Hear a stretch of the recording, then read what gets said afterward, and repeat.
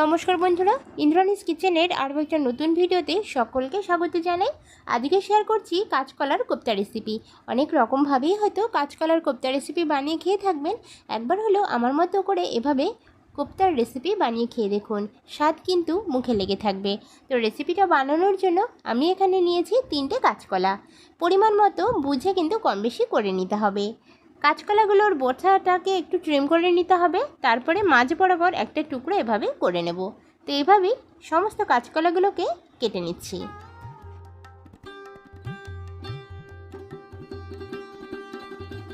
কাঁচকলাগুলো কেটে নেওয়ার পরে সেদ্ধ করে নিতে হবে, আর তার জন্য আমি এখানে একটা প্রেশার কুকার নিয়েছি। আর প্রেশার কুকার যদি ব্যবহার না করেন, কড়াইতেও কিন্তু সেদ্ধ করে নেওয়া যায়, কারণ কাঁচকলা সেদ্ধ হতে কিন্তু খুব বেশি সময় লাগে না। তো বন্ধুরা, এভাবে আমি প্রেশার কুকারের মধ্যে দিয়ে দিলাম। এবার অ্যাড করে দিচ্ছি পরিমাণ মতো জল। এখানে জলের পরিমাণটা এমনভাবে দিতে হবে যেন কাঁচকলাগুলো জলের মধ্যেই কিন্তু ডুবে থাকে। এবার এর মধ্যে পরিমাণ মতো হলুদের গুঁড়ো আর নুন আমি অ্যাড করে দিয়েছি। নুনটা দিলে কাঁচকলা কিন্তু কালো হবে না। তো সেদ্ধ করার সময় হলুদ না দিতেও পারেন, কিন্তু নুনটা অবশ্যই দিয়ে দেবেন। দেওয়ার পরে এভাবে একটু চামচের সাহায্যে কাঁচকলার সাথে নুন হলুদটাকে মিশিয়ে নিতে হবে। প্রেসার কুকারের ঢাকনা বন্ধ করে দিয়ে একটা সিটি দেওয়া পর্যন্ত অপেক্ষা করব।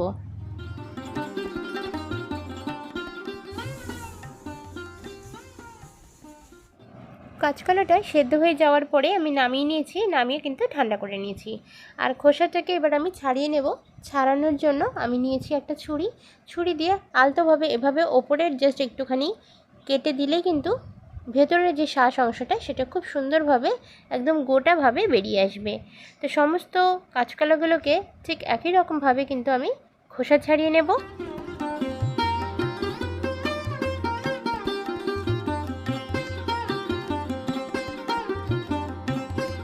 সমস্ত কাঁচকলাগুলোর খোসা ছাড়িয়ে নেওয়ার পরে আমি এভাবে একটা হ্যান্ড গ্রাইন্ডার নিয়ে কাঁচকলাগুলোকে ম্যাশ করেছি।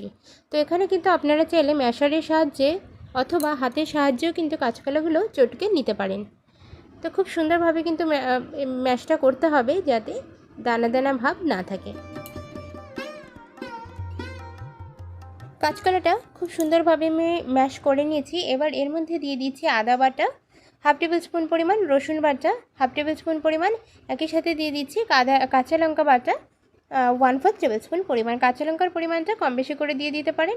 এবার কিছু গুঁড়ো মশলা দিয়ে দিচ্ছি, হলুদের গুঁড়ো, জিরের গুঁড়ো, সাথে দিয়ে দেবো ধনিয়া গুঁড়ো। এগুলো সবই কিন্তু 1/4 টেবিল স্পুন পরিমাণ। খুব বেশি গুঁড়ো মশলা এই পর্যায়ে এখানে ব্যবহার করব না।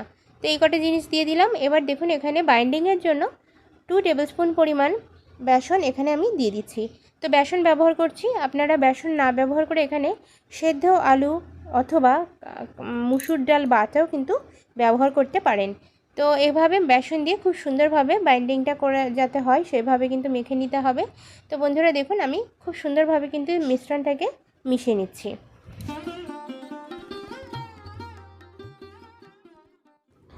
এই জায়গাটা কিন্তু আপনারা হাত দিয়ে অথবা চামচের সাহায্যেও কিন্তু মিশিয়ে নিতে পারেন। এবার দেখুন আমি এখানে এখনও পর্যন্ত নুনের ব্যবহার করিনি, তো এই পর্যায়ে এসে নুনটা দিয়ে দিলাম। নুনটাকে সবার শেষে ব্যবহার করছি। এবার আরও একবার নুনটা দেওয়ার পরে মিশিয়ে নিতে হবে। মিশিয়ে নিলে কিন্তু এই যে কাঁচা কলার যে কোপ্তার যে মেইন রটা সেটা কিন্তু রেডি হয়ে যাচ্ছে। এবার আমি চলে যাচ্ছি সরাসরি কড়াইয়ের কাছে। ওভেনে আগে থেকেই আমি কিন্তু তেল গরম করতে বসিয়ে দিয়েছিলাম। তো সাদা তেল এখানে দিচ্ছি। সাদা তেলের সাহায্যে আমি কোপ্তাগুলো ভেজে নেব।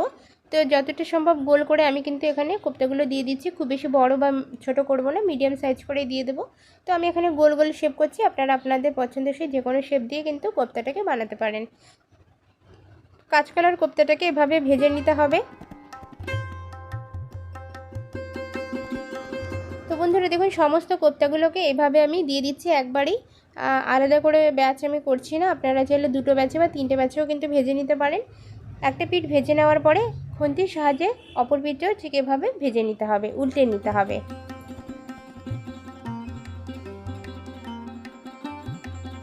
তো কোপ্তাগুলো কিন্তু সুন্দরভাবে ভেজে নেওয়া হয়ে গিয়েছে। একদম একটু লাল লাল কালার করে ভেজে নিতে হবে, তাতে করে ভেতরেটাও কিন্তু ভালোভাবে ভাজা হবে। আর কোপ্তাটা ভাজার সময় অবশ্যই কিন্তু গ্যাসের ফ্লেমটাকে লো টু মিডিয়ামে করে ভাজবেন। খুব বেশি হাই ফ্লেমে কোপ্তাগুলো ভাজতে যাবেন না, এতে করে কোপ্তা ভেতরে তো কাঁচা থেকে যাবে, বাইরেটা কিন্তু মনে হবে হয়ে গিয়েছে। তো তার জন্য অবশ্যই লো টু মিডিয়াম ফ্লেমে গ্যাসটাকে রাখতে হবে। তো বন্ধুরা, সমস্ত কোপ্তাগুলোকে আমি এবার তেল ঝরিয়ে তুলে নিচ্ছি।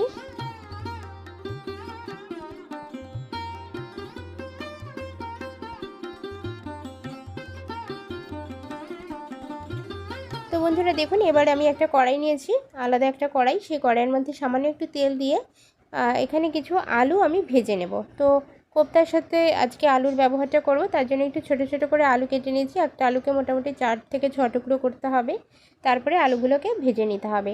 তো এই ভাজার যে কাজটা, এটা আপনারা চাইলে কোপ্তা ভাজার যে তেলটা রয়েছে সেই তেলের মধ্যেও করে নিতে পারেন। আমি কিন্তু আলাদা একটা কড়াইতে করে নিচ্ছি। তো আলু ভাজার সময় অবশ্যই নুন আর হলুদের ব্যবহার এখানে করতে হবে। তো নুন আর হলুদ দিয়ে আলুটাকে বেশ সুন্দরভাবে একটু লাল লাল করে ভেজে নিচ্ছি।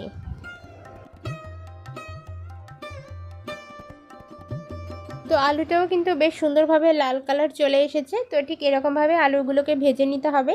আলুটা যতটা সুন্দরভাবে ভাজা হবে, টেস্টটা কিন্তু ততটা ভালো হবে। তো ঠিক এরকমভাবে আলুটা ভাজা হয়ে যাওয়ার পরে আমি আলাদাভাবে তুলে নিচ্ছি একটা বাটিতে। এবার রান্নাটা করার জন্য আমি কড়াইতে নিয়ে নিলাম। আবার কড়াইয়ের মধ্যে যে তেলটা রয়েছে, অতটা তেল রান্নার জন্য আমরা ব্যবহার করব না। তো এখান থেকে আমি সমস্ত তেল তুলে রাখছি, শুধুমাত্র প্রয়োজনীয় তেলটুকু রেখে দেবো। প্রায় 2 টেবিল স্পুন পরিমাণ তেল কিন্তু থাকবে, আর বাকি সমস্ত তেল আমি তুলে নিচ্ছি। তো বন্ধুরা, তেলের পরিমাণ আপনারা কম বেশি করে নেবেন, যে যেমন তেল খেতে পছন্দ করেন সেই অনুযায়ী দিয়ে দেবেন। তেলটা খুব ভালোভাবে গরম করে নিয়ে তাতে জিরে ফোড়ন দিয়েছি। জিরে ফোড়ন দিয়ে কিন্তু রেসিপিটা বানাবো। তো জিরেটা হালকা একটু ভেজে নিয়ে এর মধ্যে আমি পেঁয়াজ কুচি অ্যাড করে দিচ্ছি। একটু ছোটো ছোটো করে পেঁয়াজগুলোকে কুচিয়ে নিতে হবে। আর পেঁয়াজ কুচি এখানে মোটামুটি একটা বড় সাইজের পেঁয়াজ পুরোটাই কিন্তু আমি কুচিয়ে দিয়েছি। একটু বেশি করে পেঁয়াজ দিলে রেসিপিটা খেতে অনেক বেশি ভালো লাগবে। তো পেঁয়াজটা একটু হালকা লাল কালার আসা পর্যন্ত ভেজে নিতে হবে। তো বন্ধুরা দেখুন, 2-1 মিনিট একটু নাড়াচাড়া করে নেওয়ার পরেই পেঁয়াজের কালারটা বেশ সুন্দরভাবে পরিবর্তন হয়ে গিয়েছে। তো এবার আমি এর মধ্যে টমেটো কুচিও অ্যাড করে দিচ্ছি। টমেটোর পেঁয়াজটাকে একসাথে আমি একটু নরম করে এবং কালার পরিবর্তন আসা পর্যন্ত ভেজে নেব। তো 2-3 মিনিট নাড়াচাড়া করে নরম করে নিয়েছি পেঁয়াজ আর টমেটোটা। এবার এর মধ্যে আমি আদা বাটা, রসুন বাটা এবং কাঁচা লঙ্কা বাটা দিয়ে দিচ্ছি। এখানে কম পরিমাণেই এগুলো ব্যবহার করব, কারণ যেহেতু আমরা কোপ্তাটা যখন বানাচ্ছিলাম তখনও কিন্তু একবার এই জিনিসগুলো ব্যবহার করেছি, তার জন্য এখানে কম পরিমাণে দিয়ে দিতে হবে।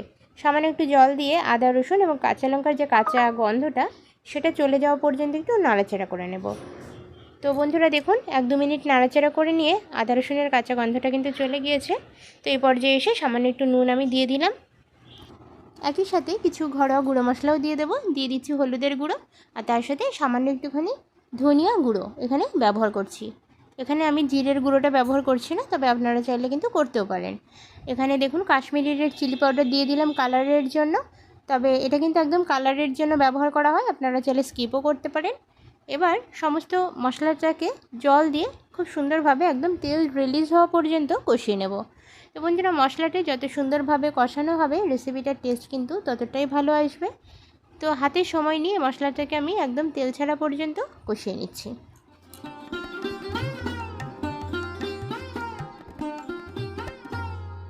ফাইনালি মশলা থেকে কিন্তু তেল ছেড়ে দিয়েছে, আর এই পর্যায়ে এসে এর মধ্যে আমি কোপ্তা এবং আলুটাকে একসাথে দিয়ে দিচ্ছি।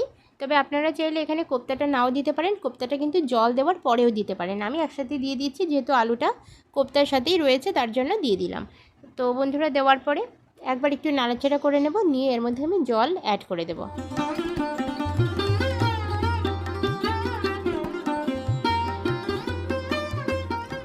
আমি এখানে মোটামুটি 1 গ্লাস মতো জল দিয়ে দিয়েছি। আজকের যেহেতু কোপ্তা কারির রেসিপি করছি, তো তার জন্য জলের পরিমাণ কিন্তু এখানে বুঝে দিতে হবে।